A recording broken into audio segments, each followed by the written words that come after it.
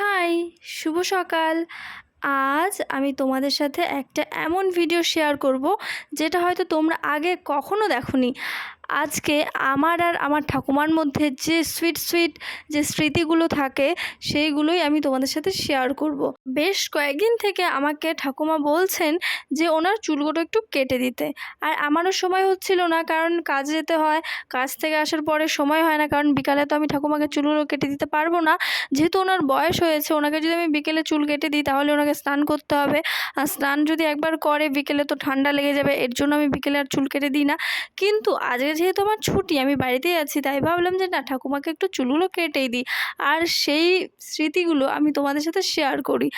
আর হ্যাঁ, অনেকের বুঝতে হয়তো অসুবিধা হয় যে হচ্ছে ইনি কি ঠাকুমা নাকি ঠাকুরদা, কারণ হচ্ছে এনার চুলগুলো ছোট ছোট, তাই তোমরা অনেকেই বুঝতে পারো না। তাই ভাবলাম তোমাদের সাথে এই ভিডিওটা শেয়ার করি, তাহলে তোমরাও বুঝতে পারবে যে আমার ঠাকুমার চুলগুলো ছোট ছোট কেন। কারণটা হচ্ছে খুবই সিম্পল। আমার ঠাকুমা অনেক আগের দিনের লোক, আর আমার ঠাকুরদা আমাদের ছেড়ে চলে গেছেন প্রায় আজ 25 বছর হতে চললো। 25 বছর বললে ভুল হবে, তারও ঊর্ধ্বে হবে। আমাদের ঠাকুরদা আমাদের মধ্যে নেই, আর আমার যতদিন জ্ঞান হয়েছে আমি তখন থেকে দেখছি আমার ঠাকুমার চুলগুলো ছোট। তো কিছু বলার নেই, আমার ঠাকুমা আগের থেকে চুলগুলো ছোট রাখে। আর তোমাদের অনেকেরই বুঝতে অসুবিধা হয় যে ইনি ঠাকুমা না ঠাকুরদা, তো আমি ক্লিয়ার করে দিলাম, ইনি হচ্ছে আমার ঠাকুমা।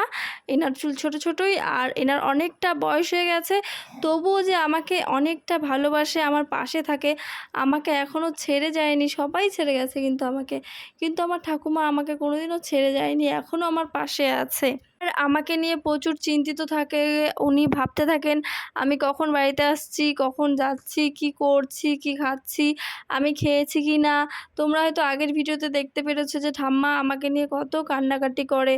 সকাল হলে একটু লেট হলে উনি কান্নাকাটি শুরু করে দেয় যে আমি খাচ্ছি না কেন, এতক্ষণ আমি কি করছি, আমি হয়তো চিন্তা করছি নাকি। এইভাবে উনি প্রচুর আমার জন্য চিন্তা করে, আর আমাকে প্রচুর ভালোবাসে, আর আমিও ওনাকে খুব খুব খুব ভালোবাসি। মা বাবা ছেড়ে যাওয়ার পর ঠাকুমাই একমাত্র যে আমার দেখাশোনা করে, আমার পাশে থাকে, আমার খোঁজ নেয়।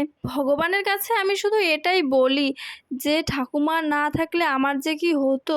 বাই দ্য ওয়ে, আজ আমি যে ঠাকুমাকে চুল কেটে দিচ্ছি না, ঠাকুমা অনেক অনেক খুশি। আমাকে অনেকদিন ধরে বলছিল বলে আমি চুল কেটে দিচ্ছিলাম না, রাগ হয়েছিল, বলছিল কদিন ধরে আমি তোকে বলছি আর কিন্তু আমাকে চুল কেটে দিচ্ছিস না। সত্যি কথা বলতে আমার ঠাকুমা এইভাবে কথা বলে না, আমার ঠাকুমা রাজবংশীতে কথা বলে। তো তোমাদেরকে আমি একদিন শোনাবো। আর তারপর উনি বলে যে আমাকে চুল কেটে দিচ্ছিস না কেন, আর গরমও সেরকমভাবে পড়েছে, তো ভাবলাম যে আমি যদি এখন চুলগুলো কেটে না দিই তাহলে আর কয়েক মাস পরেই ঠান্ডা পড়ে যাবে, তখন যদি আমি চুল কেটে দিই তাহলে হয়তো মাথায় ঠান্ডা লাগবে। তাই ভাবলাম যে না, এখনই সময়, এখনই কেটে দিই, তাহলে আস্তে আস্তে চুলগুলো বড় হয়ে যাবে। আমি না কখনো ভাবতেই পারিনি যে আমার জীবনটাও এরকম হয়ে যাবে।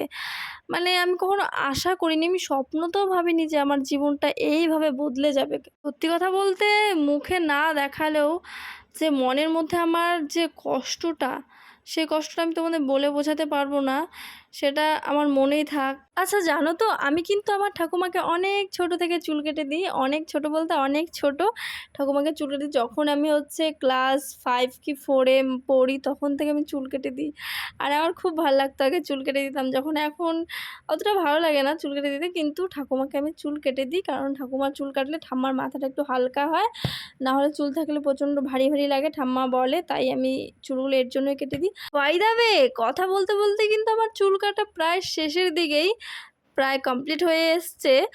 আর তোমরা আমাকে অনেক অনেক অনেক আশীর্বাদ করো, আমি যেন ঠাকুমাকে ভালো রাখতে পারি, সুখে রাখতে পারি, আমি আর আমার ঠাকুমা যেন একটু সুস্থভাবে দিন কাটাতে পারি। আর তোমরা আমাকে অনেক অনেক অনেক ভালোবাসা দিও, এইভাবেই সাপোর্ট করো। আর বলো কিন্তু যে চুলটা কীরকম কাটা হয়েছে, ঠিকঠাক হয়েছে কি না। সেরকমভাবে চুল কাটতে পারি না, তবু চেষ্টা করেছি। কমেন্ট করে জানিও কিন্তু কেমন হয়েছে।